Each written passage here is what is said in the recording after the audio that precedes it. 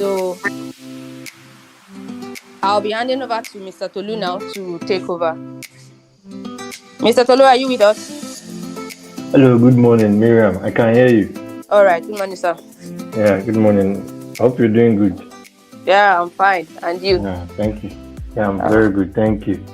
You're Yeah, welcome. good morning, everyone. I hope we are all doing good. It's been a week since we've met, and it was lovely taking you guys here last week. And I hope it will be more than the experience will be better this time around.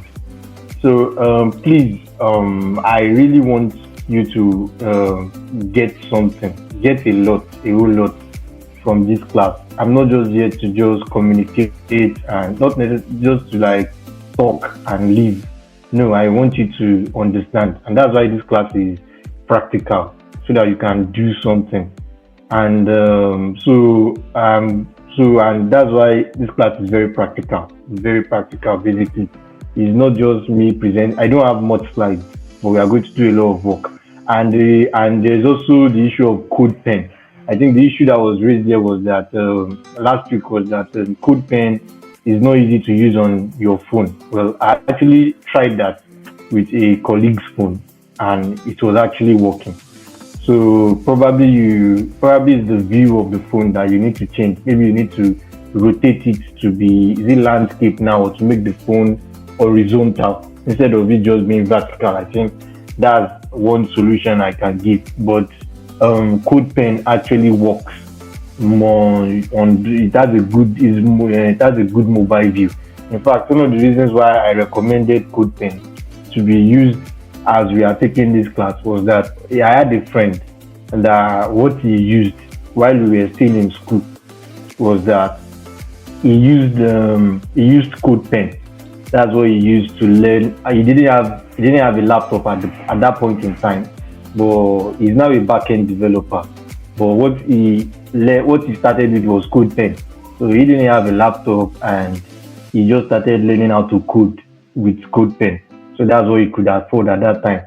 And I can tell you that he's doing very well now. He's doing very well, and his story even inspires me a lot. His story inspires me a lot, and that's why I was like, you can use code pen. It's not compulsory you have a laptop at the moment, but you can follow along with us using code pen. So code pen works. It actually works, and yes, for the issue of GitHub is just where the codes are, where you can just copy and paste. You understand? Then work your way around it. Probably I've told you the best way to learn is to break things and try and build it again. That's just the best way to learn. Confuse yourself, then so that you can test your understanding. Then you can see if there is a knowledge gap. Then if there is a knowledge gap, there are so many resources out there that you can just use to fill in that knowledge gap. Number one is free code camp. Free code camp personally was where I learned how to code. You understand? That was where I learned how to code. It was free code camp. I was one of the things I wanted to even I didn't want to use slides. I didn't want to use anything. I just wanted to use free code camp. But I started thinking of okay, the instruction was to come up with slides. So that's why I'm following. I'm going ahead with slides. But sincerely, free code camp.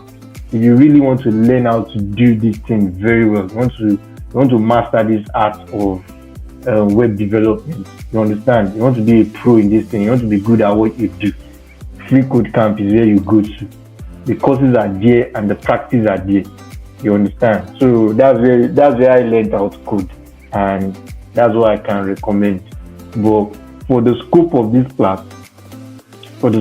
class, follow along. I will try to the best of my ability to make sure you get it. I'll try to the best of my ability to make sure you get it. And secondly, I understand that you might have questions, and that's why I'm here. You understand? That is why I'm here, and that's why I'm going to make sure that I'm done with the slides as fast as I can, and we get into the practical. And after the practical, I want there to be enough time to answer your questions. I don't want to rush it like last week. And even after the class, because we are limited by time, even after the class, please, and please still reach out. I talked about using GitHub. You can raise an issue. You can ask your questions on GitHub. So what do I mean by raise an issue? Let me just share, because I want to establish this fact before we move on. So let me share my screen here. Okay. Yeah, I think this is my screen. Okay. Let me share my screen here. Okay. Yeah, I believe you can all see my screen. So yeah, so this is me on GitHub. You can connect with me right here, and that's all about me as regards GitHub. Then this is the repository. We are going to be doing 2 practicals this morning. The first one is the CSS, because we are taking both box model and Flexbox. So the first one is the box model. You click on it, then the codes are already there. Now, if you have questions, you can always come here and just raise an issue. Just click on issues. Just raise an issue. You can just create a new issue. Yeah. And just tell me anything. The title, tell me what you want. Then, we can even personally interact. So that is why that is there. But, not to go ahead of the class, let's just start with what we have. So this is what we are going to be dealing with today. This is just one out of the things we are going to be dealing with today. So today is going to be very practical, and I'll really appreciate it if you follow me along. So let's do what we have come here to do. Yeah. Share this tab instead. So okay. So I want to believe you can see my screen. Can I get a thumbs up if you can see my screen? Hello, are you there? Can I just get like emojis so that I can know that? Yes. Oh, Miriam, can you see my screen? Yes, I can see your screen. Okay, very good, very good. Okay, let me just continue, not to take too much of our time. So yeah, so very good. So today we are talking about CSS box model and Flexbox. And yes, very sorry, I've introduced myself in the last class, and let me introduce myself again. My name is Toluwala Sheolani. I'm a software developer at McGeorge Consulting Limited. I call myself a software developer, not front end, not back end, because I'm very versatile. I don't just stick to one language, and it's not just CSS. I'm good at anything basically that involves writing code. So, and of course, I don't know everything, but one of the things that stands me out is I'm very open to learn. I'm very resourceful. So yeah, so not just CSS. I'm very good at a lot of things. I rarely even use CSS. That's aside maybe the recent project at work, but I rarely use CSS while working on projects. But it's a very good foundation. Very good foundation. So we're talking about the CSS box model and Flexbox.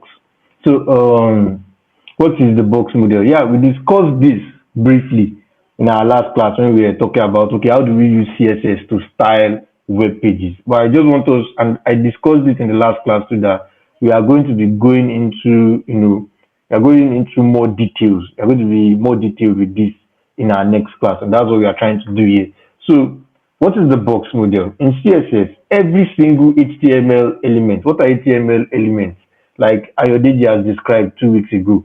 We're talking about the heading tags. We're talking about the paragraph tags. Those are HTML elements. We're talking about the div. We're talking about the anchor tags. The links, all of them. They are all HTML elements. The paragraph tag, everything.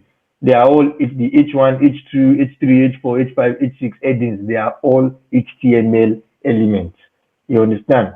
But every single element in HTML, in CSS, is considered as a rectangular box. So the box model is the set of rules that determines how these boxes are sized and how much space surrounds them. The box model, the sets of rules, the sets of instructions given through code determines how these boxes are sized and how much space surrounds them.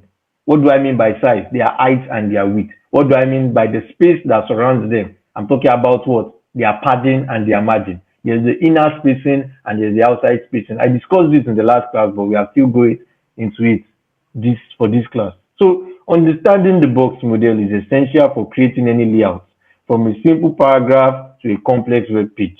So of course you have to start with the basics. You have to start with simple, because the simple paragraphs, you understand, because that's what constitutes, when you bring them together, they become a whole web page.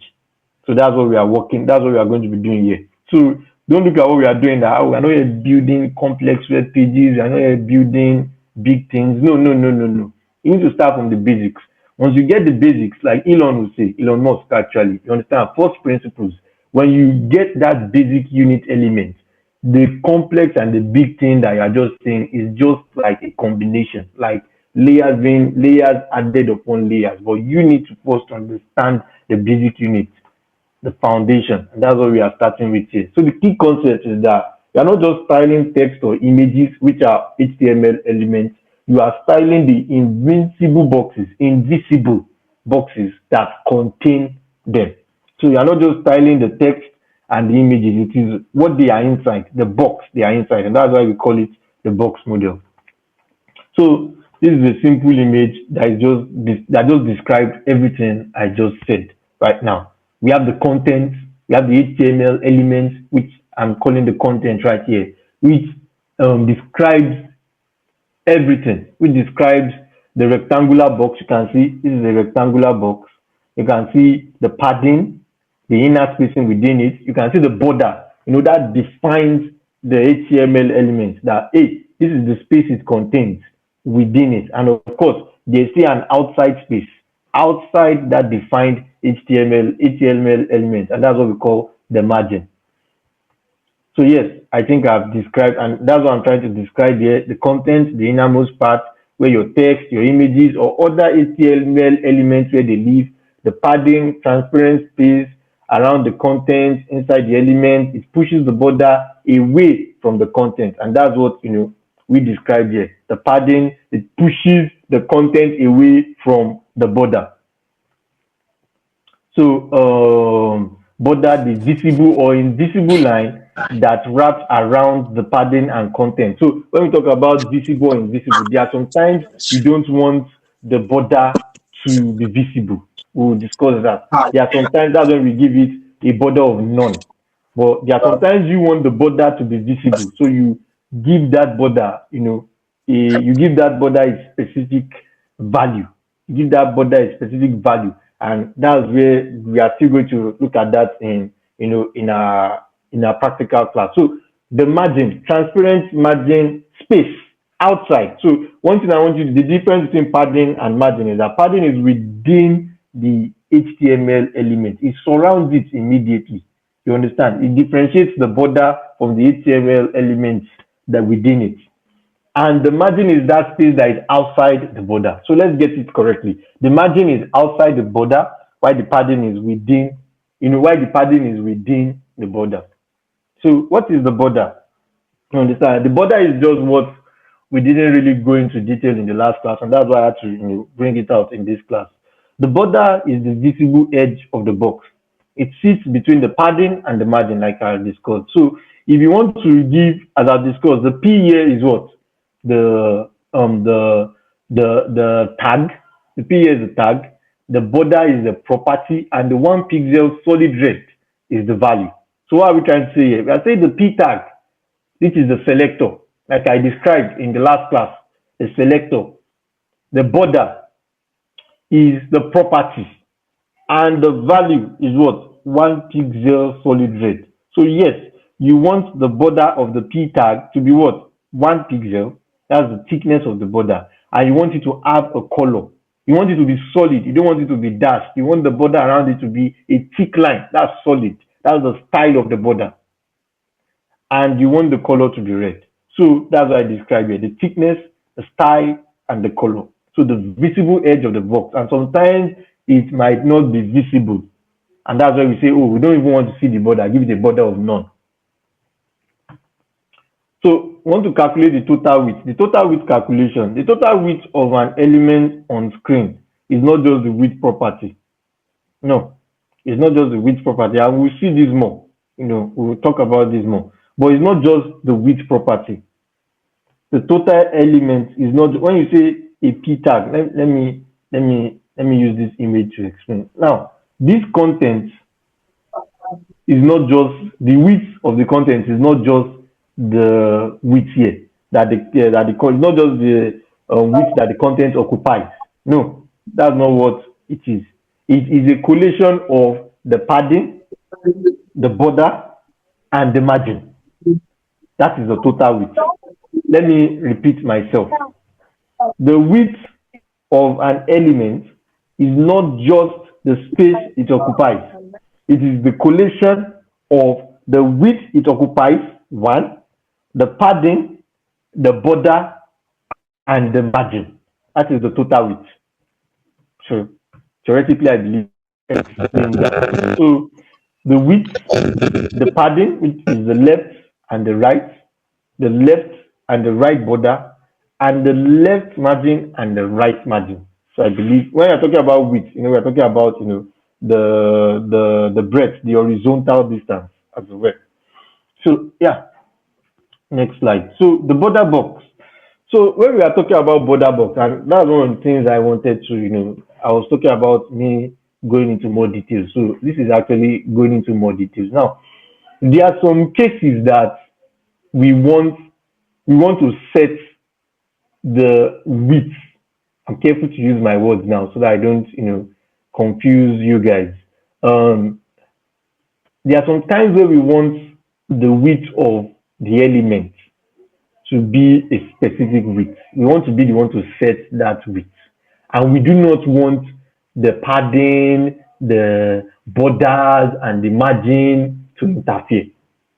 We just want, hey, the width of this thing is 300 pixels, nothing more, nothing less, regardless of the padding, the border, or the margin. That's where we use the border box. So the box sizing property, using box sizing, we say, oh, the border box changes this behavior so that the width includes the padding and border. This is a modern practice. This is a modern best practice. So we want, when we see the element, we want to know that this element is 300 pixels. It's not just the element, the space it occupies, the element occupies. No, including its border and its padding. We want this width to be specific. So we give it a box sizing property of what? A value of border box. So yeah, you might look at it as box sizing property. Separated out in our practical class. So we'll get into that. So yeah, the practical class. So this is going to be a short sprint. I give 15 to 20 minutes here, but we are definitely not using 15 to 20 minutes because I want you guys to understand. So of course, we are not yet done with the course. We still have Flexbox, but I wanted us to address box model, then we go into Flexbox, then we start this. So the goal, apply 4 layers of the box model. What are the 4 layers? The content, the padding, the border, and the margin. And let's see how each affects the layout. So of course, codepen.io. I have said that in the last class, but if you are not here, I'm going to type that in the link again, just for you guys to see. Okay, let me just type that in the link again because we are going to start our practical class right now. So codepen.io. Yeah, and your questions. Let me see. Okay, good. Okay, your questions, please. After the after this practical class, I'm going to give a little time because I don't want to repeat that mistake of the last meeting. Your questions after this practical class. After this, because you are still going to do another practical. So after this practical, I'll take questions for like 10 to 15 minutes. Then the remaining we'll address it after the second practical class so that we can finish up what we came here to do. So codepen.io, please, codepen.io. When you get codepen.io, just log in, create an account straight with your Google account, your Gmail, Then when you do that, um, create a new pen. That's Control P. When you create a new pen, I'm not going through that because I've done that in the last class. And code pen is actually, so when you create a new pen, you give it a title. Then you click on Save. So when you click on Save, you just the HTML is there, the CSS is there, and we are not using JavaScript. I'm not taking JavaScript to I'm not taking JavaScript. So yeah, so when you get to that, so when you are here at this place, okay, let me share my screen. Yeah, so you can see this.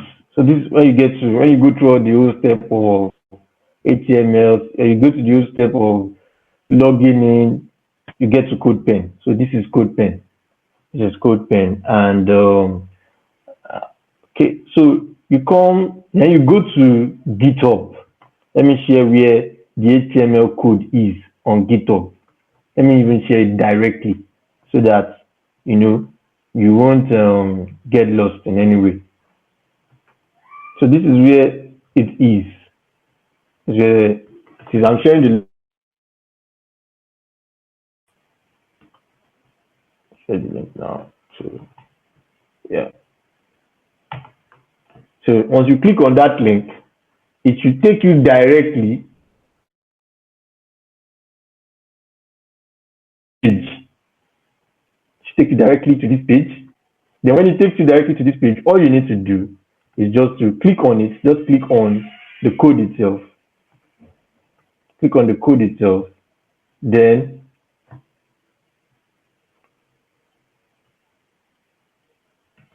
click on the code itself.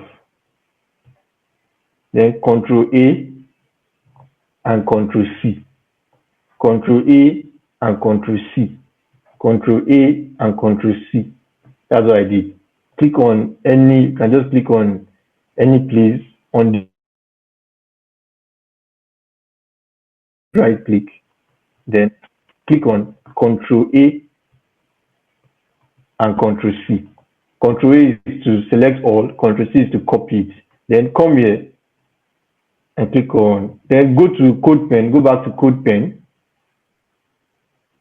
and click on Control V.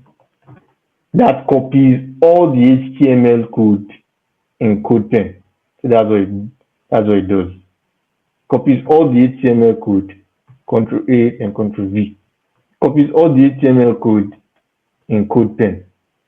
So save.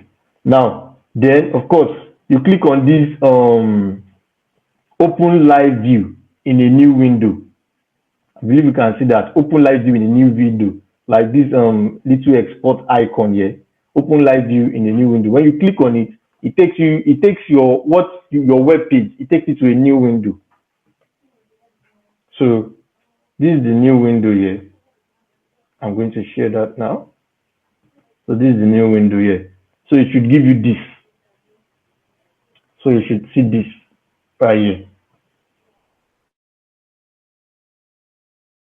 Go to code pen, paste it in the HTML, then save, then go to the bottom. You would see a button like an icon, like an export icon, like an arrow up to the right icon.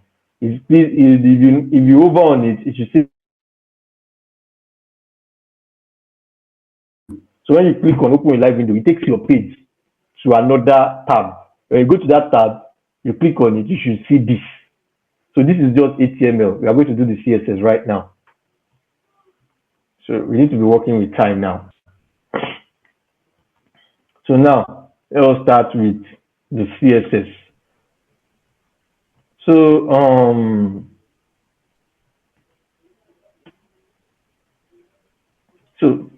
the first thing we are going to be doing is we are going to be styling excuse me.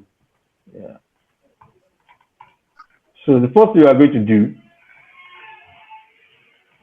is that we are going to style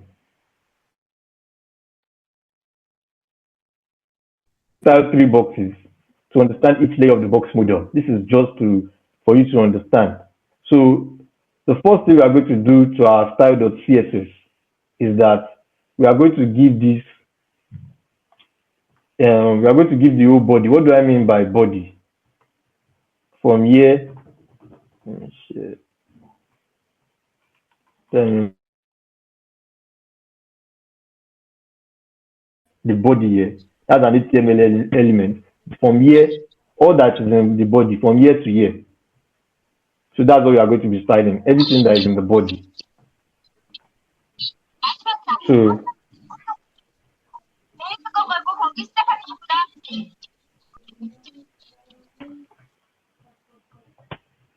and I'm going to explain every code in English. I'm going to explain it to you in plain English. So, now what we are trying to say here is that, and please remember to see it. If you want to see it in your live browser, Control S. Always remember to see it. Click on make sure the cursor is always on, is live. Then you click on something.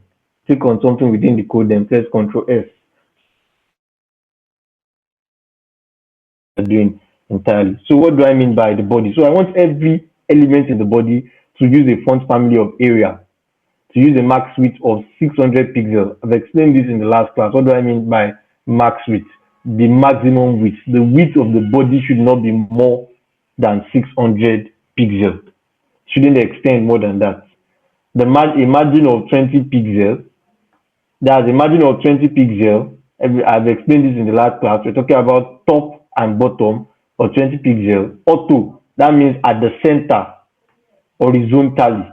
So this vertical margin, top and bottom, but left and right is horizontal margin, which is centralizes it. And the line height of each text should be 1.5. So that's that about the body. So we style the body. The next thing we are going to be styling is the box itself. So I believe a moment.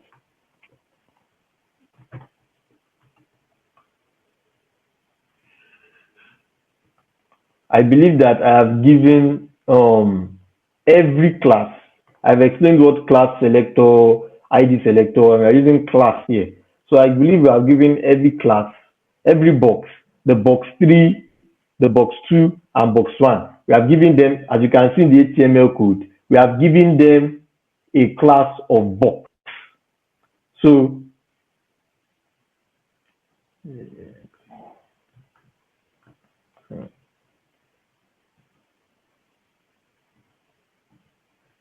excuse me, sorry.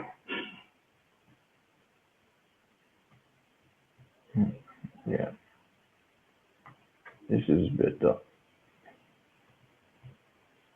Yeah, oh, this is better. So I've given every,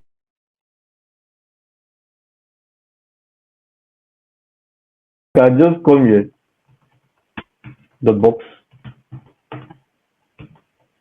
yeah, and style it box. I can give it a width of 300 pixels and a background color. Okay, so I want to give it a width of 300 pixels and a background color of 300 pixels and a background color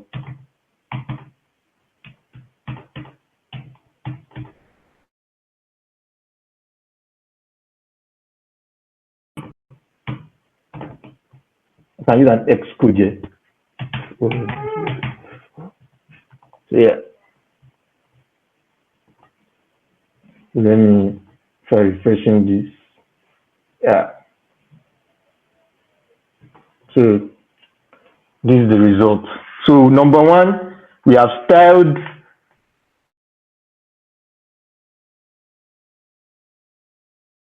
the body to have a margin of 20 pixels and 20 pixels top and bottom. Then horizontally it is auto. The margin we give it auto, so it centralizes it. So it might not look centralized because this is a browser in another browser. So this is like a live web page in another live web page.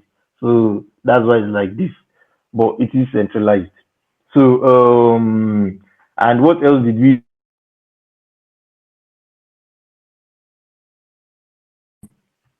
now give it a we now each box we gave each box a width of 300 pixels. Yeah, we gave each box a width of 300 pixels and a background of FO. So that's the X code that we use. So it's a little bit a shade of white. Let me just put it like that, shade of white. So because of time really is just always this time. Is time.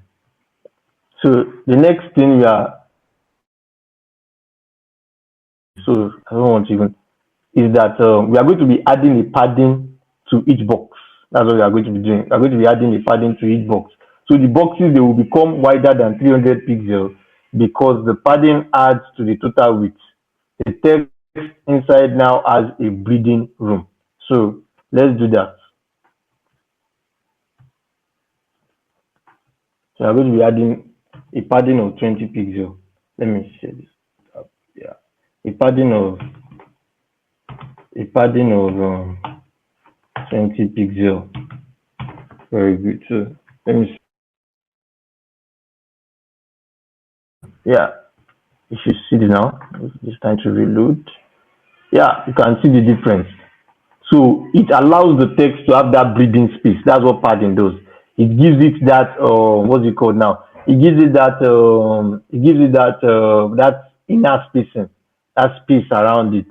So that's that about that. So the next thing we are going to be styling is we are going to add the border. We add the border to the box selector. So yeah,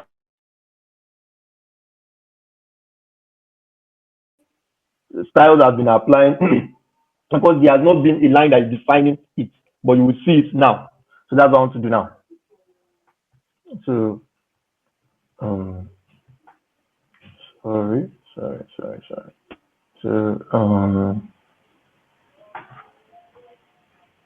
three, 0, 3.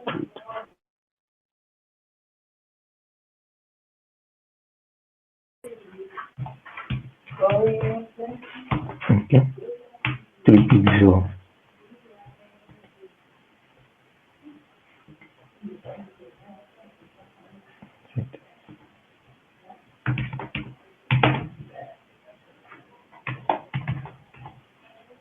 Now let me save this.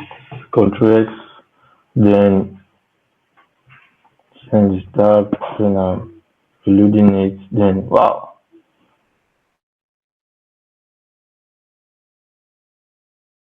Pixel and it is solid and that is the color.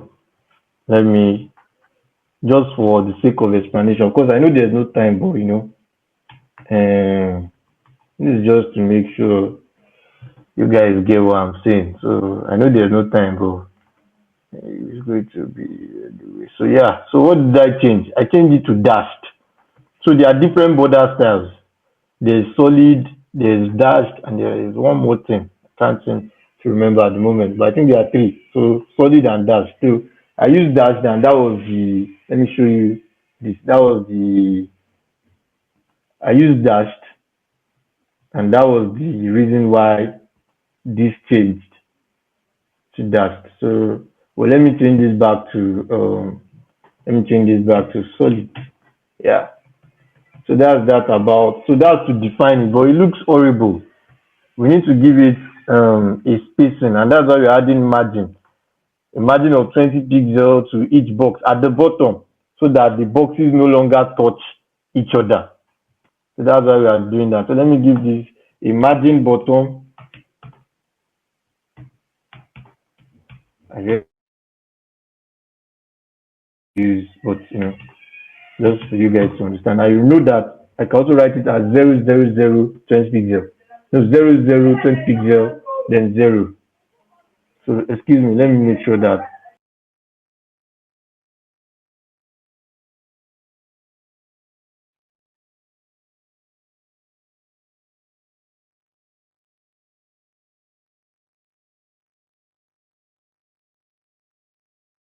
so my apologies. That interference was from me. So, and I've actually taken care of that. So, very sorry once again. So, yeah, after having a margin bottom of 20 pixels, um, I want to now show you the spacing now. So, can you now see there's now a spacing because of that margin of 20 pixels.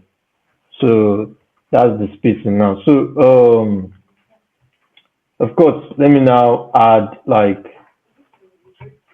so style each box individually to see you want to style each box individually just to see the differences between each of them. We are entering the last phase. So the first box I will style is box one. So just for you to see the difference, I want to style each of them individually. So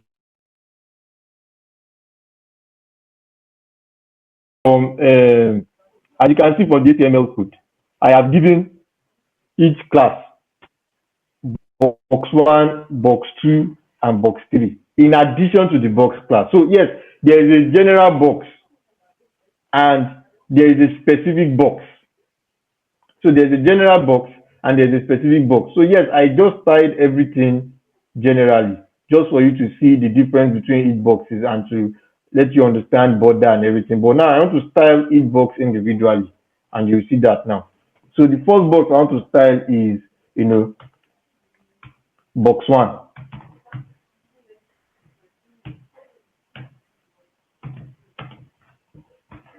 Yeah. So I want to give it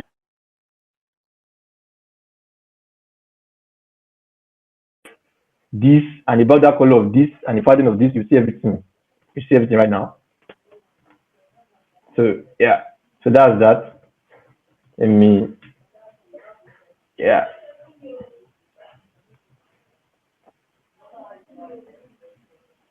So the border background color, the border color, the padding, the margin bottom of 10 pixels. So you will see this now.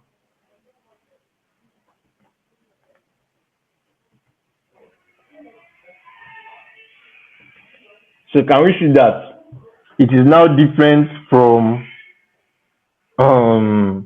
the other ones?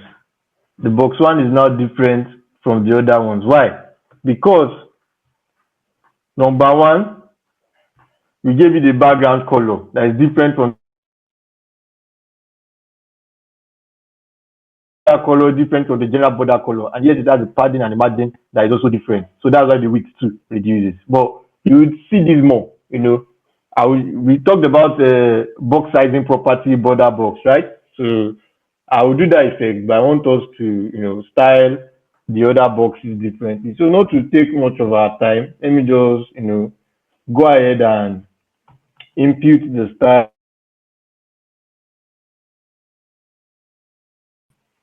Yeah, the time today was better than than the last class. I really because I really want your questions. I'm not shying away from your questions, so please hit me with the hardest questions that you have. So yeah, let me the values, the properties and values for box two. Let me impute that here right now. Yeah. So yeah, that's that about that. 1, 2, 1, 2. Yeah. So you see that right now. Let me share this tab and let me reload.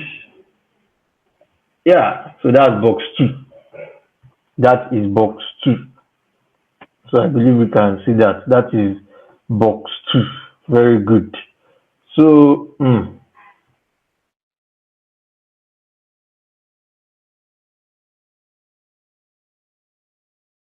so let me now style in box three.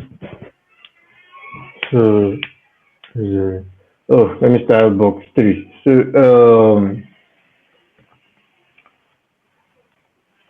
So yeah, we are going to be introducing something border radius that I discussed in the last class. So that's what we are going to be introducing here. So please, and I don't know, I would advise you, artificial intelligence is your friend. Is an innovation that the world, I don't think the world will ever recover from. So use it to learn. easy to learn. Please, easy to learn. There's no shame using it. You understand? There's no shame using it at all. So easy to learn, please. So the border radius is the only thing that is different here, and you will also see its effects in the border radius. Just those sharp edges. You understand? Those cornered edges.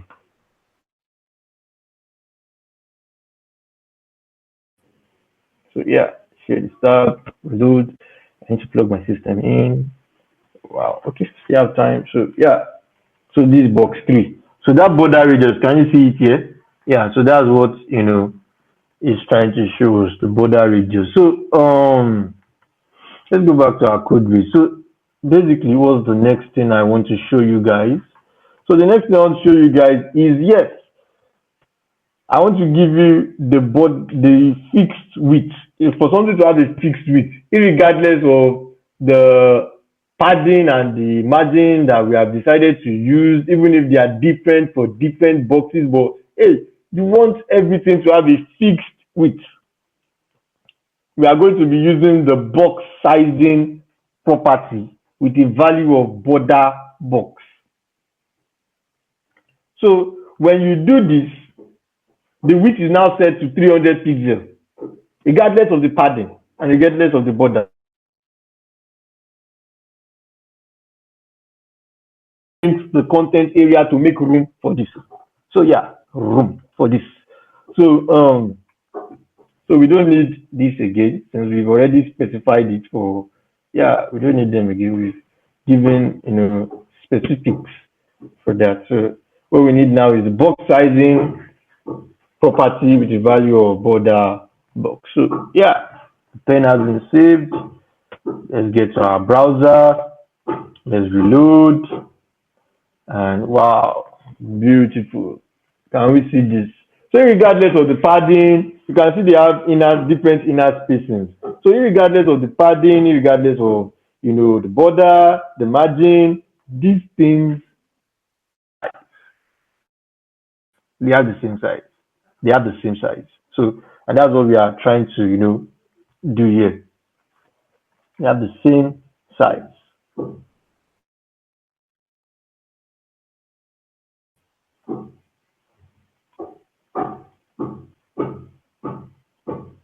So okay, I think that's that about that's that about that.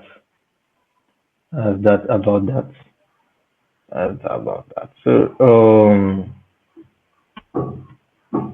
okay, my curiosity is making me to ask a question, but because of time, don't let me do that. I can do that in my own private, in my own private time. So yeah, so we are done. We are done, and now let me now make room for your questions. I might just give 5-10 minutes because we have to move to the next. We have to move to the next session, the next topic, which is Flexbox. So yeah, the code is in. Let me show you where the code is again.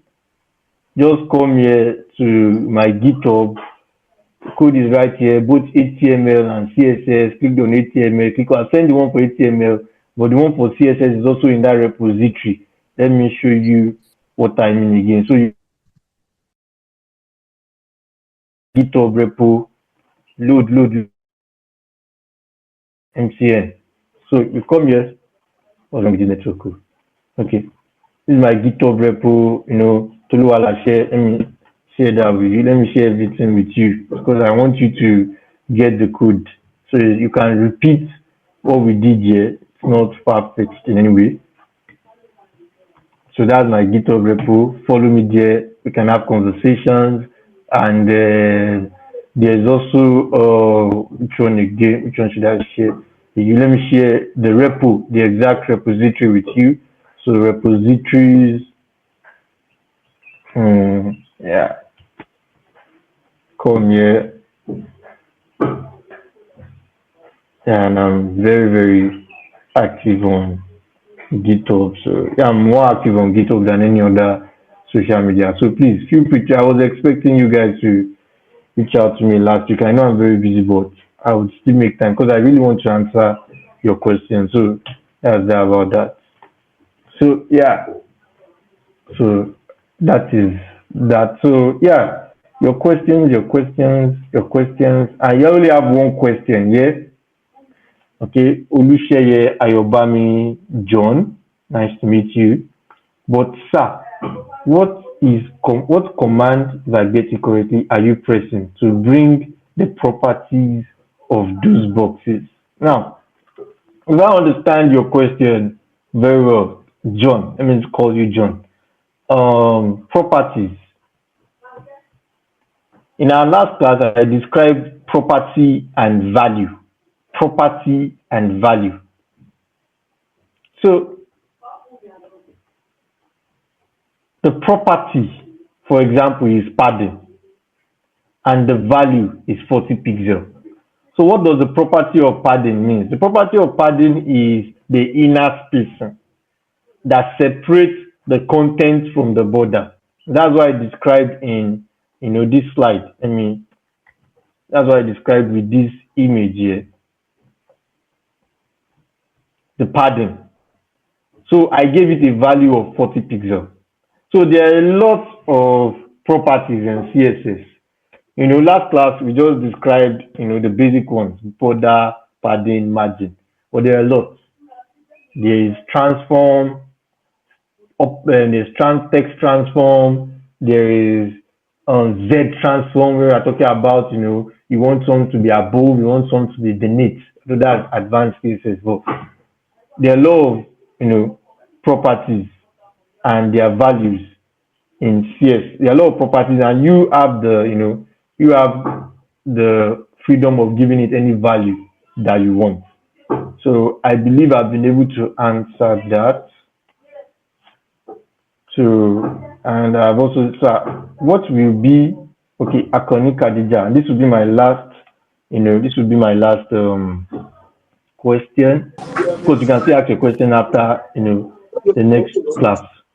So, sir, what will be the way out for those just joining the class for the first time and have no background knowledge about this? The YouTube video has been shared for the last class. Mark Teki, Miriam, please, can you share that link? And hello, Miriam, are you there? Or Miriam has deserted me. Yes, I'm with you. Okay, No, no, she's no, I'm with here. us. Yes, Miss Miriam is with us. Please, the link for go to Mark Techie YouTube. The link for the last class the YouTube Yes, I video has been shared that recorded. on the WhatsApp group. Yes, so she has shared that. So don't let us disturb lovely So I'll Miss reshare it Miriam again. again. For those Oh, that she will don't share have it access, again. I'll Okay, reshare it again. she will share it again. So I think that solves that. Thank you very much, Miriam. That solves that. So yeah, let's just take a 3 minute break so that I can catch my breath and we'll go to Flexbox as the next topic. CSS Flexbox. Yeah. So just give us a moment here.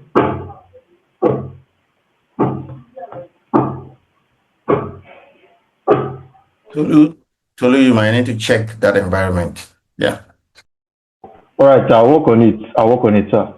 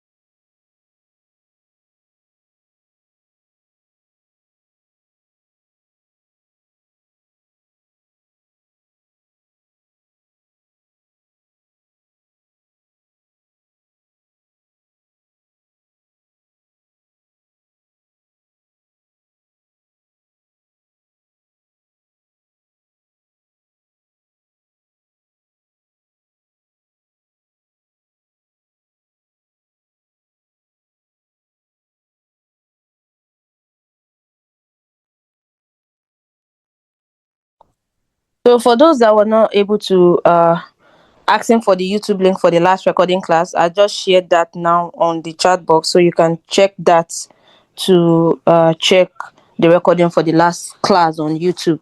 So today's class as well will also be edited and posted on the YouTube. So once that is done, I'll also share that on WhatsApp.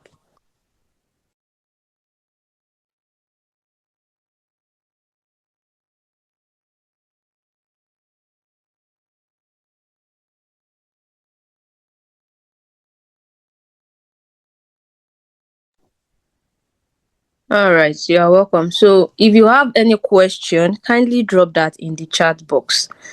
The facilitator is here with us and is ready to answer all questions. Please do well to drop your questions so he can attend to them.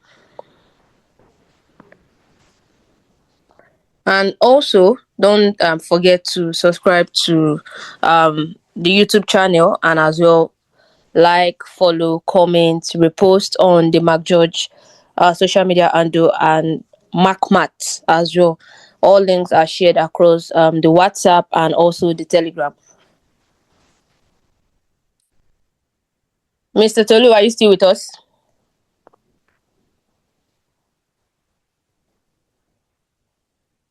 Mr. Tolu?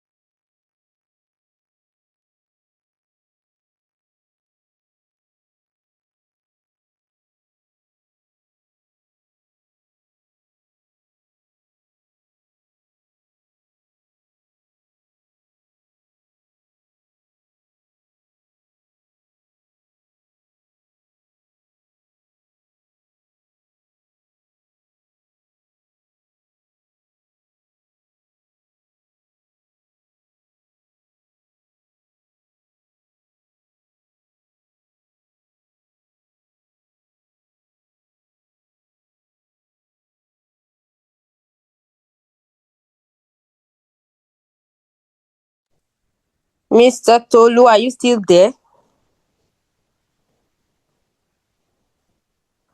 All right, I think we should just give him a few minutes.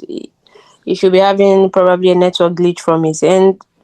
So we should give him a few minutes. So pending the time when Mr. Tolu will be joining us back, if you have any question regarding what has been taken right from the past 1 hour, kindly drop that in the chat box. So once he comes up, he's going to attend to that. So don't let us wait till when the class is over, then you start coming into the DM. Please do well to drop your questions so the facilitator can attend to that. All right, so Mr. Tolu, you can take over. He said in the next 5 minutes. All right. Um, good morning, everyone. The You Inspire ambassadors. It's good to have you here. I want to believe some of you on this call this morning has entered or indicated your interest in the Google Form circulated for to ascertain your interest in data sciences, artificial intelligence, and cybersecurity. Yeah. Let me know if any one of you here has filled such forms. There's a form that was circulated. Miriam, am I right? Yes, sir. Yes, sir. Okay, so what's the title of the form? I'm sure it has a title. All right, sir. Please give me a few minutes. Let me check it, sir. All right. So if anyone on this call had submitted such forms or responded to such form, let me know. I just a show of smiley. Just give me a thumbs up. I want to speak to that while Tolu comes on board. Participants of You Inspired, did you at any time fill the form? Okay, Akoni Karijat, who again filled the form or indicated interest. I just want to share the light on it briefly before Tolu comes about. Okay, Oluwagbemileke, all right. Who again? Who again on this call? Because this is a foundation to it. So Jato Halia, all right. Who again? Who again? Okay, Yanu Whitey. All right. I mean, I'm sure I'm speaking to about five or so of you. So what I want to address is, I would want to know if you guys know anything about. Of course, you've heard about artificial intelligence. Like Tolu also iterated. Tolu mentioned while he was having his session, right? Now, what we're doing is that we have uh, that threshold that, oh, while you're thinking along building your capacities in web development, right? Graphics, it ends somewhere, which is for you to upskill yourself or offer an expertise in artificial intelligence.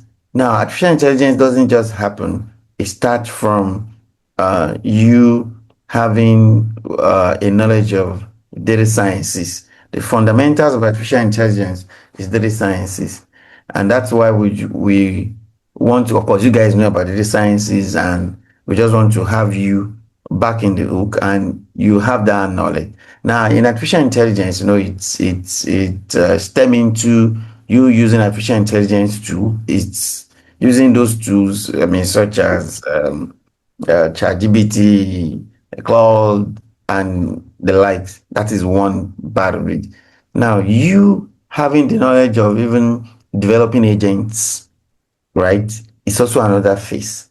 Also, for you also to now have to uh, work as an artificial intelligence engineer or machine learning engineer is also part of it.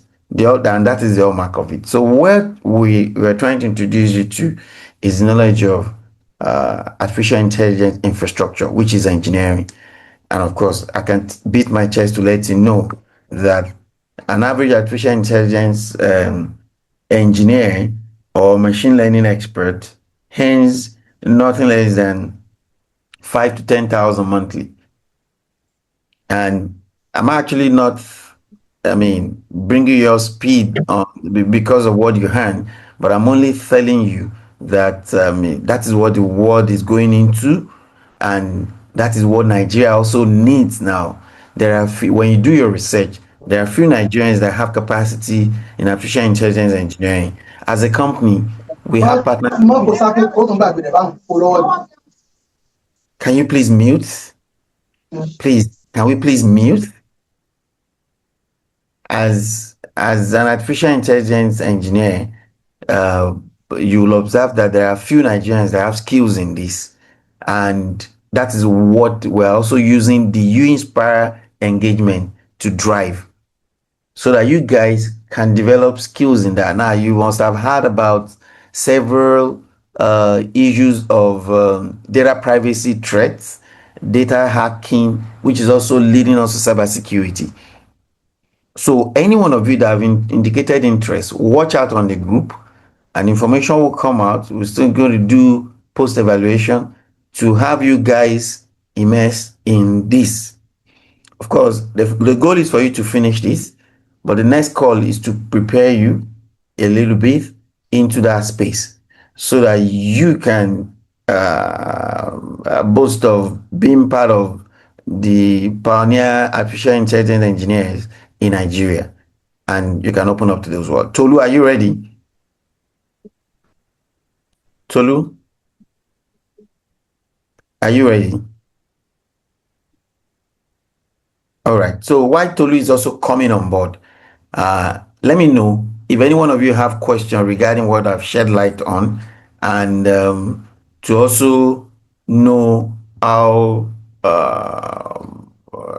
prepared or receptive you have to this. Now, I know Tolu is on the call. Tolu, once you're on the call, I can pause so that you can continue. I'm only holding fort for you.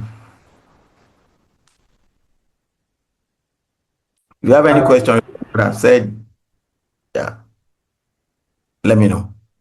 Tolu, are you on? So, yeah, we have a. I didn't get that. Is Tolu on?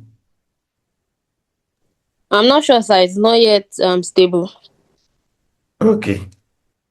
So, participant of You Inspire ambassadors, let me know your thoughts to these, and take every pieces of these classes serious.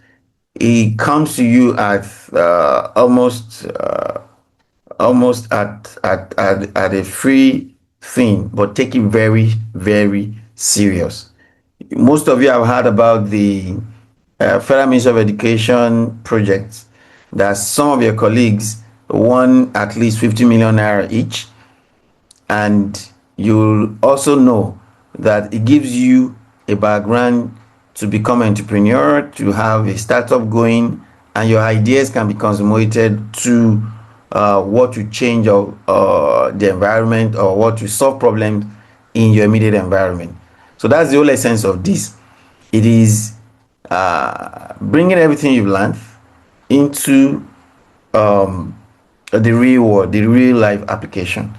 And that's why we're having this. So please feel free, ask questions, drop your questions on the group. The instructors will pick them up during the week, anytime, whatever crosses your mind. And if you have one or two lofty ideas that you've been thinking of, for those of you that had a knack or some knacks of tech, feel free to share those ideas, because from now, you guys should be looking at whatever projects you have had in mind or that you feel can fly. And those ideas are what you're going to work on towards your final You Inspire project. Miriam, what week are we? Week 4, sir. So we're in week 4 and we're spending how many weeks? 12 weeks, sir. 12 weeks. So this is like 1/3 Yes, of sir. 12 weeks gone. From now, you guys should have an idea of projects that you feel that you can come up with and can solve problems individually. Still come up with it individually. Later, we're going to have you in groups, and later we're going to streamline it to the final one. But it's always good that you start thinking, document, and keep it, refine it from now as an individual entity. Yeah. Go on.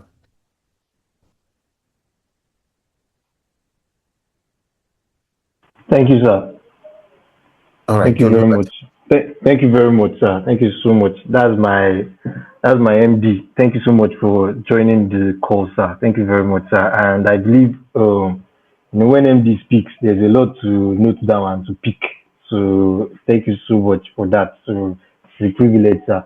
So the first thing is to buttress what the MD said, is that please, your ideas are more valid at this point than any other time that we have ever experienced in the world. More valid than ever.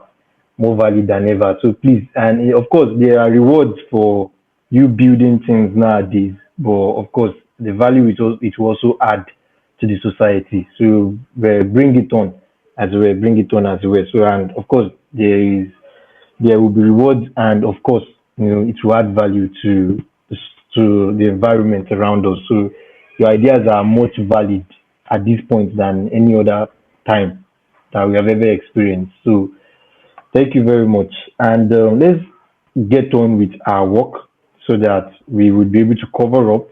And let me just share my screen.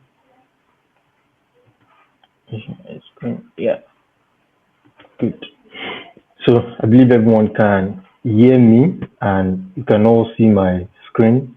So Flexbox. What is Flexbox? Flexbox is just that short name for flexible box layout, as I've described. Everything in CSS CSS receives every HTML document, every element within that HTML document as a box. It receives it as a rectangular box. But what Flexbox does is that it gives that box a flexible display. It makes that box a flexible display. So it gives it a flexible box layout. Flexible box layout is a CSS module designed for one-dimensional layout. It makes it easy to arrange items in rows or columns. That's what Flexbox is all about. It makes it very easy, very easy. There were previous properties that CSS employs before. In fact, that was when I was learning CSS and made it really difficult. But when you come across Flexbox is very modern. I think it's recently, yeah, it's very modern. It's what is used in modern practice. But when I was learning them, developers were using floats, positioning, and inline blocks, and they all had limitations. But nowadays, we just work with Flexbox, and it makes everything so easy. The vertical centering, the equal height, the spacing distribution, Flexbox made layout very easy. And the key principle here is that a parent container controls the layout of its direct children. So what do I mean by parent container, child container, sibling container? So I explained that in the last class, but I would like to explain that again so that we can get what I'm trying to say here. So there's an HTML element. Let us say a body. The body is the parent. Within that body, there is an heading element. That heading element is the child of that parent element, which is the body. By the side of that, beneath the heading element, within that body element, there is a paragraph element. That paragraph element is the sibling of that heading element, which are both, and they are both within the body. So that paragraph element is also a child. So within an HTML element is the child element, and what contains them is what? The parent container. So you can call it parent container, you can call it parent element, but I prefer you call it a parent container. Then within it are child element, children element. So yeah, and I also want to apologize for the break. I wanted to make sure that we would not be interfered with any other noise from my side, and there will be no other interruption. So thank you very much for bearing with me. So sorry there. So flex container versus flex item. So what is the flex container? The flex container, the parent element has a display of flex applied, and we will use this a lot. You understand? When you want to style a parent container, you want to style the body, you first give it a display of flex so that it is understood that hey, this parent is a flex box. So it is easy to style. So you give it a display of flex. Just let me add one thing. When you give something a display of none, that means you don't even want it to appear. So that's one thing. You understand? There was this issue I was having with, there's someone who would design, there are those who will implement the design. So the issue I was having right there was that there are some things that are on a certain view that weren't on this other view. And I had to write code for those views. So I raised it as an issue, but you understand, it wasn't welcome, it wasn't passed on. So what did I do? I said, okay, if this is what is going to happen, it will appear here, I will give it a display of flex. It will not appear here, I will give it a display of none because I don't want to see it on this view. I want to see it on this view, I don't want to see it on this view. So what do I do? Where I want to see it, I give it a display of flex. Where I don't want to see it, I give it a display of none because I don't want it to appear. So what are the flex items? There is the flex container, the parent container, the one who contains the children. The flex items are the children, the direct children of the flex container. The direct children. What do I mean by direct children? The immediate children. Like inside a body, there might be a div, and that might contain the heading. So the heading is not the direct child of the body. It is the div. So that's what I want to explain here. So when you talk about direct child, we are talking about the immediate element that is within that element. So once you set a display of flex on a container, its children automatically become flex items. By default, flex items arrange themselves in a row from left to right. So once you give a flex box, once you give a display of flex to a parent container, to a flex container, by default, The items within it, which are known as flex items, arrange themselves in a row from left to right. The main axis and the cross axis. Now, I just want to use this Flexbox architecture to explain the main axis and the cross axis. But let me first explain the theory. Flexbox works along two perpendicular axes. The main axis, the primary direction in which the flex items are laid out. By default, it is from left to right, as I explained in the last slide.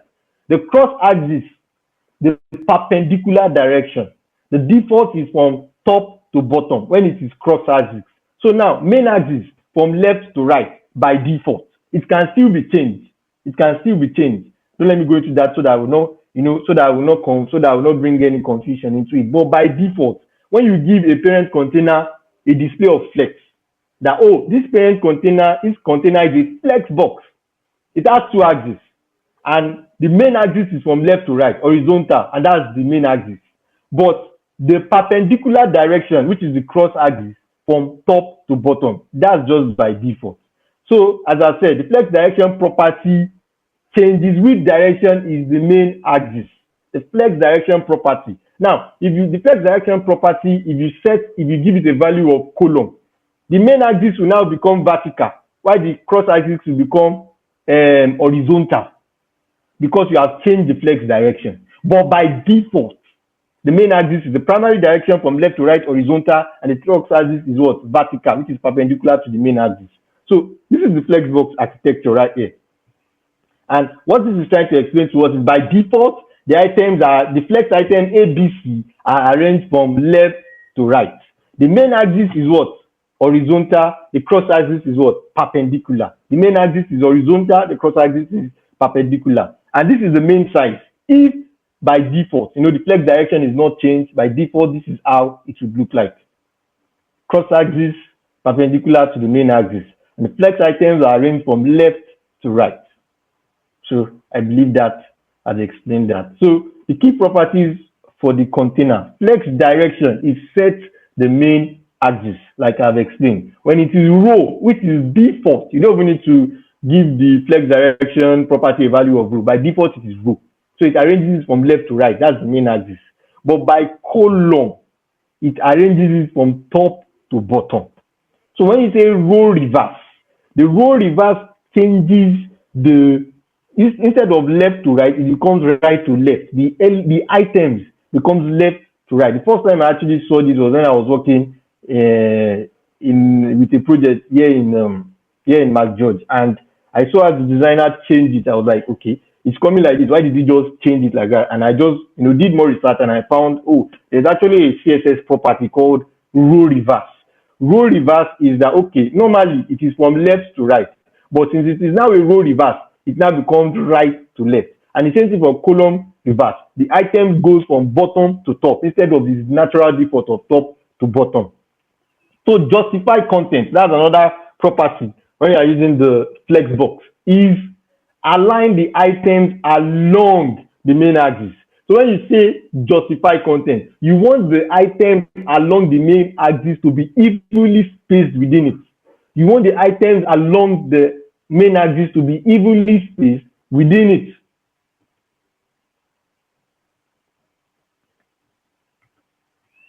Flex start by default. That's actually how it is by default, without even giving it, without even giving it any value. When the parent container has been set to flex, by default, the items are arranged from what? Left to right, as you can see here, from left to right. But when you now give it, a value of center, the items, they come together at the center of the main axis. Then when you give it, flex end, they all move to the end. Space between. So space between, the spaces are separate. The space, when it comes to space between, the spaces are there are space in between the items. Instead of it just being arranged like this, there are spaces in between those items. Space around it. This is actually space around.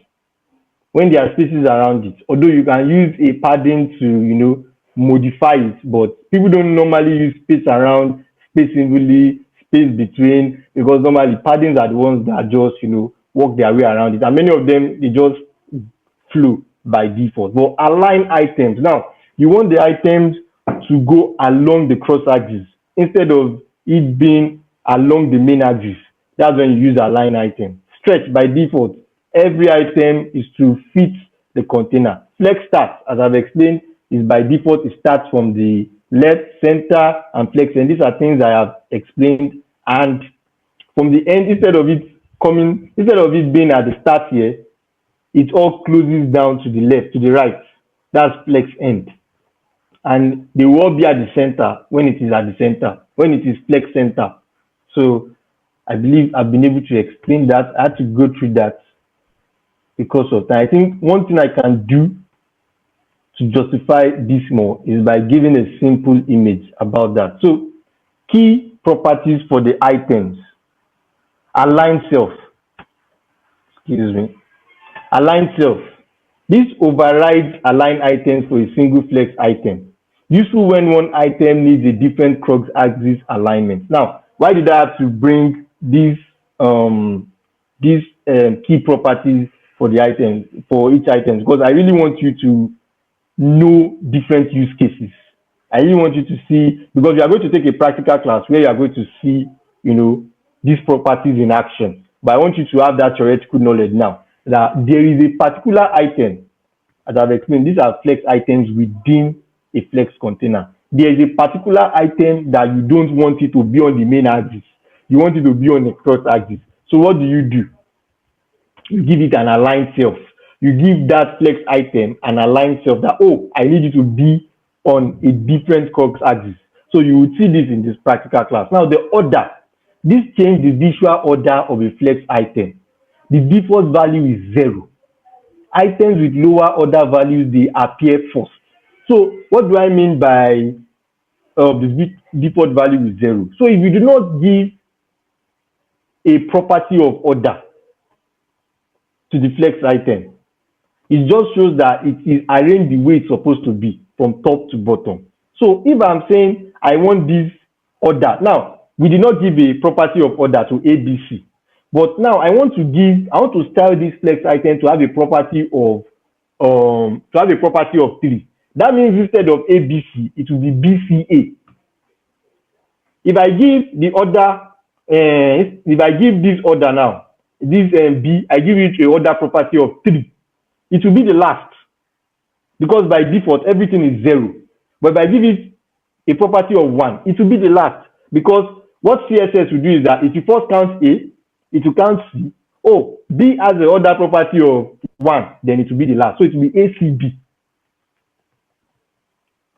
So flex grow, it allows the items to expand and fill available space. So by default, items don't just expand to fill available space. But when you give a flex grow to an item and you set it to 1, it makes sure that, there is an available space in the parent.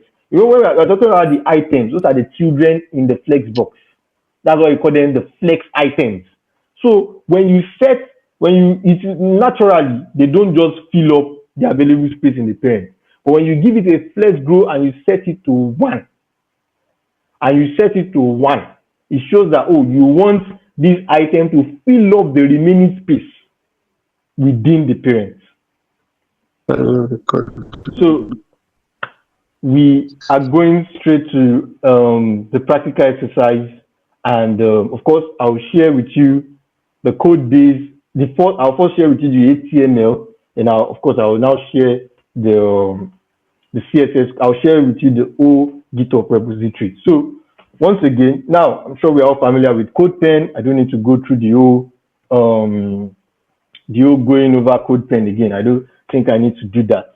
So I'll just go straight to GitHub where it currently is. So let me start again. And please, I really want to be done with this. Normally the tutorial is the practical class is slated for 15 to 20 minutes, but I'll try to use 15 minutes so that I can also have time to answer your questions. And please, like the MD said, please, your questions are valid, your ideas are valid, the points, the issues that you are raising are very, very valid. But if you do not communicate them, there's just no how we know. So please send your questions. I'm not shying away from there. Send your questions. I told you on GitHub, you can come here and raise an issue with me. Ask me questions. Ask me questions. And the way you know someone is interested is if that person repeatedly wants to clarify, is seeking clarity. And how do you seek clarity? Is by asking questions. So I think after this class, you can also ask questions on the group. Miriam will, of course, let me know about that. And the YouTube, the video, this video is going to be, is going to be posted on the YouTube page for you to go over it again. And if you still have any questions, you can always let me know. So this is my my GitHub. And the Flexbox practical exercise, that's the name of the that's where the practical exercise is. And okay, this is the HTML. I think I've said that. You good now? All you need to do is click on any part of the code, Control A, want to select all, and Control C, want to copy. Then CodePen, you go to CodePen. I've explained how to use CodePen and everything like that. So go to CodePen and Control V. So when you click on Control V, you save. After you save, you go and check the browser. They explained how to have the browser on another page. The browser, then you reload. So supposed to, we can see that. So that's just the HTML. We are going to be styling any minute from now, but let me share with you where you can get the HTML code from. So it will be in the chat box right now. It will be in the chat box right now. Yeah. So of course, the questions are valid, and please, you can always ask questions. So we are working with time here. Good. So I've shared that. Copy the HTML code. We're not working with HTML here. HTML has been extensively discussed. And please, if you still have questions with HTML, please do well to still send them. So yeah, let's start work with CSS right now. So yeah. So first thing we are going to be doing is excuse me. So basic setup, that's the first thing. The first thing we are going to be doing is, and I've also the GitHub repository. Beneath it, let me share that with you, so that in case we do not finish because of time, let me share that with you. Now, what I did is that step by step, because I took my time, what you will learn, everything, I just tried to, this is what I did not do in the last time, but step by step exercise. I describe, in fact, what I'm following, this is basically what I'm following, step by step. I took it for you step by step. Just, this is the README. This is the README file here. So I took it with you step by step exercise. Part 1, part 2, how you can, so I believe I've tried my best like this. So that's where I'm even taking, the steps from. So I'm taking it with you step by step, the CSS. I'm styling it with you step by step. So the first step is okay. The first step by step instruction. The first step is that we want to style the body and want to style the so the codes are already available. You can check the README, and yeah. So yes, so that's for the body, as I've explained, font family, the maximum width should not be 1200 pixels. Because of time, I'm going to be designing the desktop view. Yeah, because of time, I'm going to be designing just the desktop view so that you can have better understanding. To do that in the last class, this is something you can also implement here. I wouldn't appreciate it if you implement it here. The margin, top and bottom, auto padding, background color, and H1 color of 33 hashtag hash 33. So that's Xcode. I believe that. So if you come to the browser and you know, so that's about that. So you are giving a margin of auto, you have given it you're giving a margin of auto, and we have applied all the styles that we should apply there. So the next thing I would like to do is, as the next step I'd like to follow is want to style the nav bar, want to style the logo, want to style the nav links and the anchor tags within the nav links and the nav links. And when you over those anchor tags, we are also going to give them a style. So you are going to observe that the logo will be given a style, the navigation links are on the right and they are vertically centered. That's what this code is going to do. So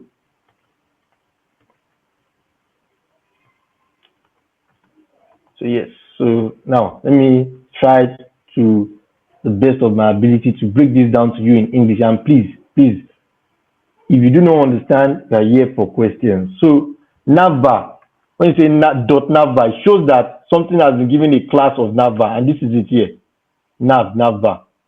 So it has a background color of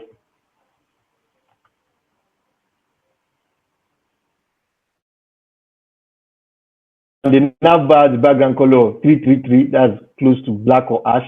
That's a padding inner spacing of 15 top and bottom, and width 30 pixels, border radius of 8 pixels, margin bottom. That means the spacing between the navbar and the next element, which is H. This is an H2 element. Is what? This is a card layout. Is what? 40 pixels. So a display of flex, and we gave it a justified content of space in between, and we want the items within that navbar to be at the center. Logo and the tags. So now the logo, of course, we gave it the color of white. We might not see an exact logo there. You understand? My logo there was just like a dummy logo. Yeah, just a dummy, not an exact logo. Should be like an image, but it's not there at the moment. But we just made do with what we have. We gave it the color of white, font size of 24 pixels, and a font weight of bold. This have been clearly explained. And nav links style of underline, but we are given a list style of none, text decoration of none, padding 0, and a display of flex and gap. So what do I mean by gap? When you give something a display of flex, like I've explained, it starts from what? Right to what? To the left. And the gap is the spacing the nav links. So instead of giving it a space, here is it now, a justified content or space between, we decided to give it a definite distance, which is gap of 20 pixels. So the nav links, of course, we gave it the color of white. We remove the text decoration, which is that style of none, a padding of 8 pixels, border radius of 4 pixels, and when you over that link, this background color should change. So save, don't forget to save. Then you come here, it's already working. So we gave it a space between the logo at one side, the nav links at another side, and we said inside them,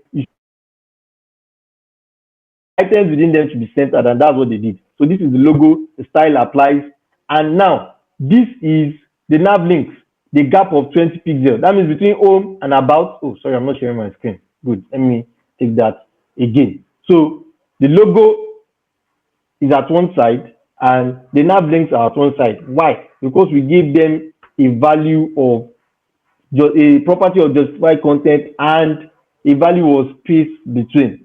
So my logo is at one side and the nav links are at another side. Then the distance between the home and the about 20 pixels, a gap of 20 pixels. And when you hover over them, you see this color change. So that's what the hover does. So I think I've been able to explain that. So Flexbox, this whole nav is a Flexbox. That's a display of flex. That's what we gave it. Then this by the side, this, then we gave it the justified content of my logo, and we gave it the justified content of space in between. That's what led to the nav links being at the right and the my logo. Yeah, good. So we are done with, we have styled the nav bar, but I want to see, because of time, if I can just style one more thing before, because just trying to give myself 5 minutes here. So let me look at this.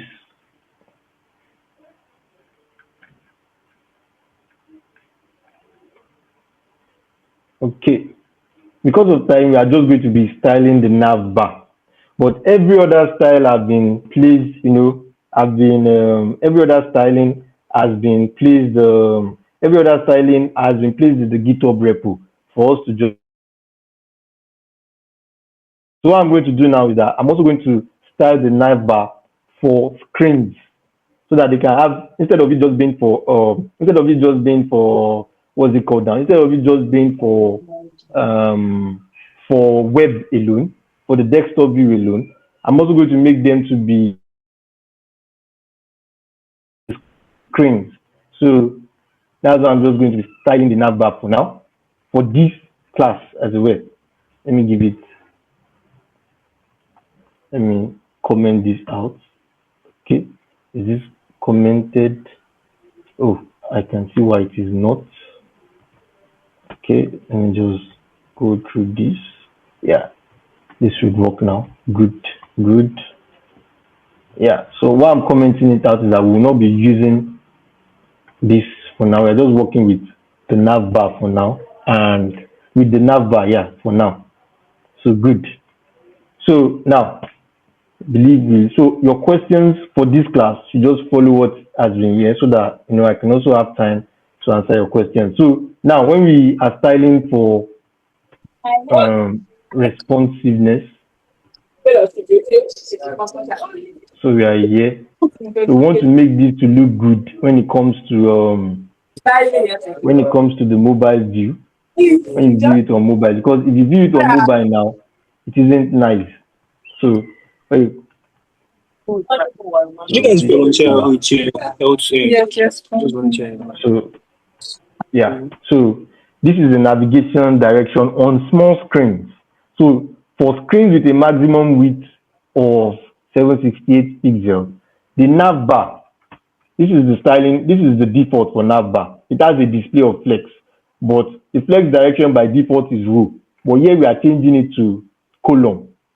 And of course, we use the gap of what here? We use the gap of, we just give it a space between of a justified content of space between that. Okay, the space of the Flexbox, the Flex container, the parent element, that's a space of in between. That means just give it that equal spacing between the Flex items. But here we are being specific. We are giving it a gap of 15 pixels. So every other thing that was not specified in the navbar is going to retain that property and those values for the mobile view. So as of the moment, let me share my screen. As of the moment, this is how it looks like for web view. Let me change this to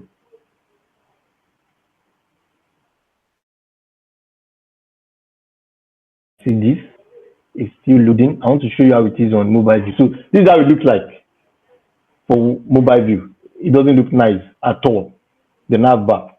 So, but when we apply those styles, as okay, we want it to have a flex direction of column,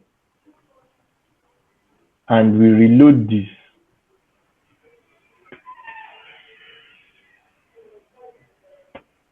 Okay, that's the flex. No, it shouldn't. Not this one should have. It is the nav links. Nav links. That the nav links should also have a flex direction of column.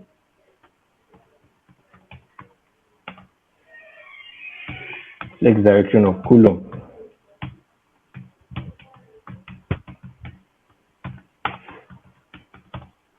So yes, this should solve that problem.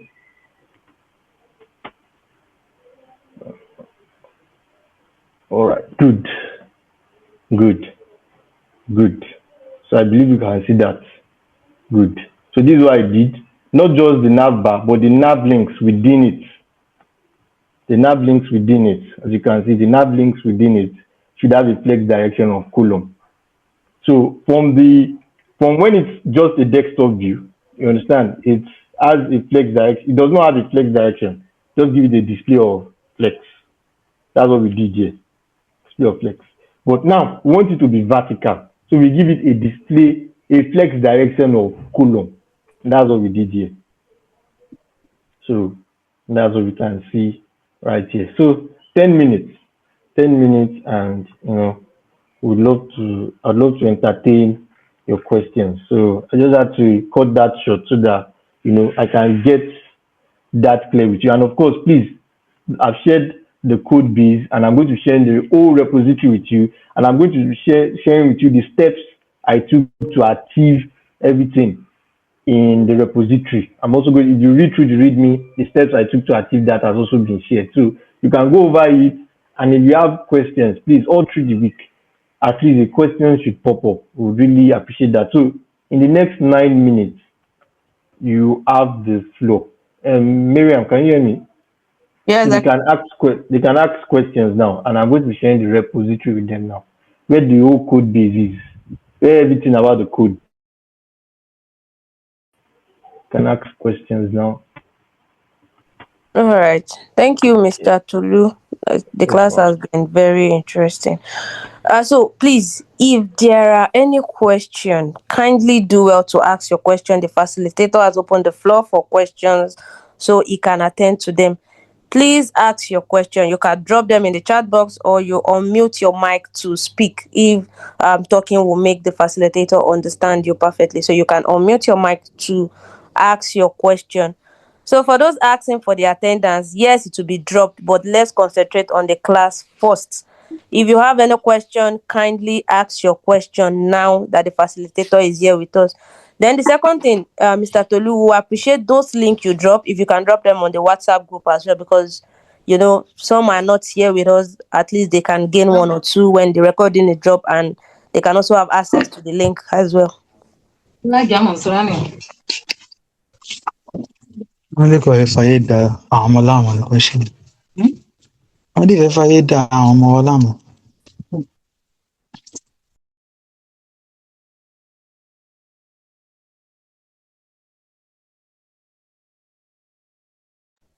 The floor is still open for questions, please. Do well to ask your question now. The facilitator is open to answer all questions.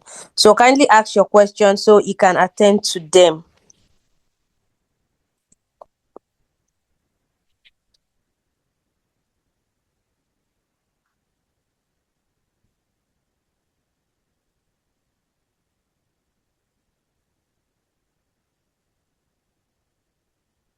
Mr. Tolu, are you with us?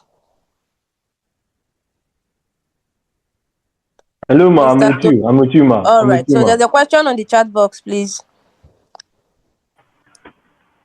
Okay. I think the most frustrating thing is getting stranded in your own code. What is an easy pointer to know you are not computing codes correctly? Okay. Yusuf, right? Yeah. So how you know you are not computing codes correctly, basically, and that's why I like front end, is that you will see directly that I'm not doing it. I'm not getting what I want. So basically, like, if there was an error, and that's why I like making mistakes. You understand? I don't want everything to be perfect. I used to make mistakes intentionally so that you can see how I make mistakes, which you are going to make a lot of them, and you can see how I corrected them. Now, let me give you an example. When I decided to give the flex direction of just for nav bar alone, I gave it the flex direction of column. My intention was my expectation was that everything would just drop and have that vertical height. But I reloaded it, and I did it twice, and I realized that it's still horizontal, that just the nav links is horizontal. So I had to think, why is this thing not dropping? So I went to check it again, and I realized that, the nav link is not yet giving a X direction with the value of column. So when I realized that, that's when I went to go and do that manually. then I refresh the browser and we have what you are seeing on the screen at the moment. So that's how you basically, of course, you get lost in your own code, very true. But one thing about front end web development, it is very easy for you to see that, oh, this is not what I want, because it will be showing on your browser immediately. So I believe that has answered your question, Yusuf. And please, if you still don't get me, please, you can do well to still, ask again anything you need clarity on. So I think that's one question.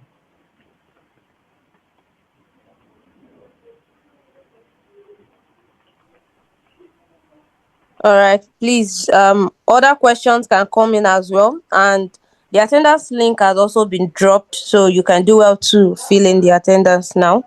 It has been dropped on the chat box. Kindly check that to fill in the attendance, and don't forget to ask your question. Please ask your question when the facilitator is here.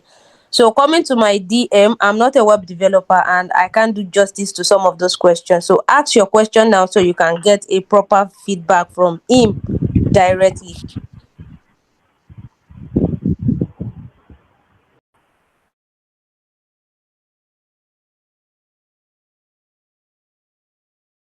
So yes, just paying attention helps. Yeah, it does. So and please, I would have still covered a lot, and if you check through the reposition, you see there's still like um, two sections more.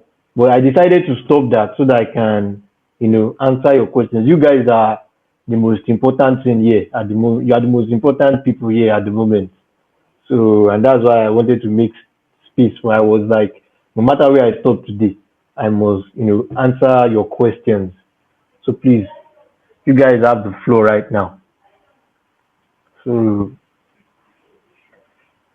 the next 3 minutes before we call it a day.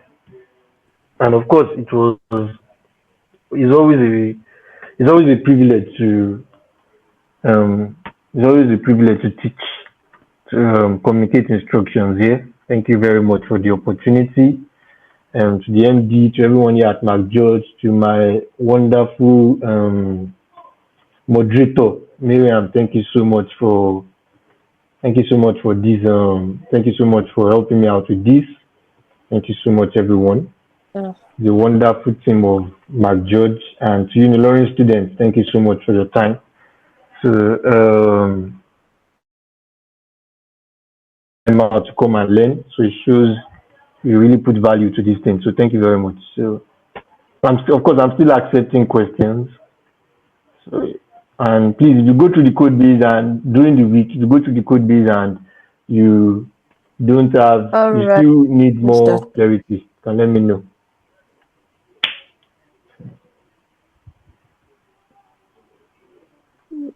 Sorry, we can't hear you. Hello, ma, can you hear me? Hello. Yes, I can hear you. So, Yes. yes, can you hear me? I can hear you. All I right. can hear you clearly now. You dropped some link while taking the class. Some Yes, GitHub ma'am. links, and Yes. other links you dropped. So if you can I've sent it to you, ma. I've sent compile it to those the links group. together so it can be shared. Okay. Thank you. Sent it to the group. I'll also send it to you too. I've sent it to the group. All right. Thank you very much. A very big thank you to our facilitator. In fact, the class has been very, very interesting and practical, explanatory enough. So if we still don't understand, we can do well to drop a question on the chat box. Oluwade Milade, do you have a question to ask? You said we should hold on.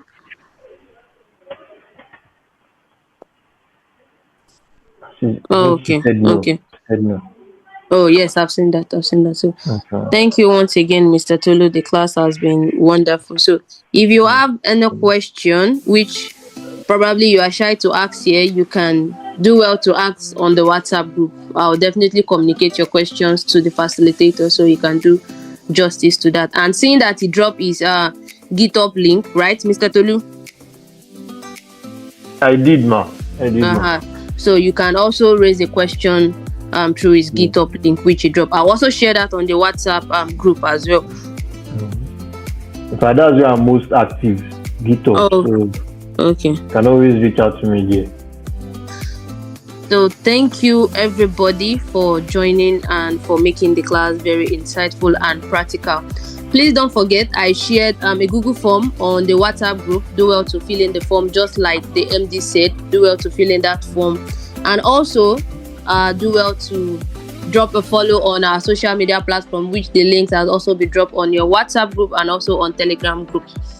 So we'll be coming to the end of the class. This is 12 on dot exactly. So thank you very much, everyone, and hope we have a great celebration of Easter, and wish you and your family a wonderful celebration, and do enjoy the rest of the holiday. So see you in the next section. Thank you once again for joining, everyone. Do have a lovely day.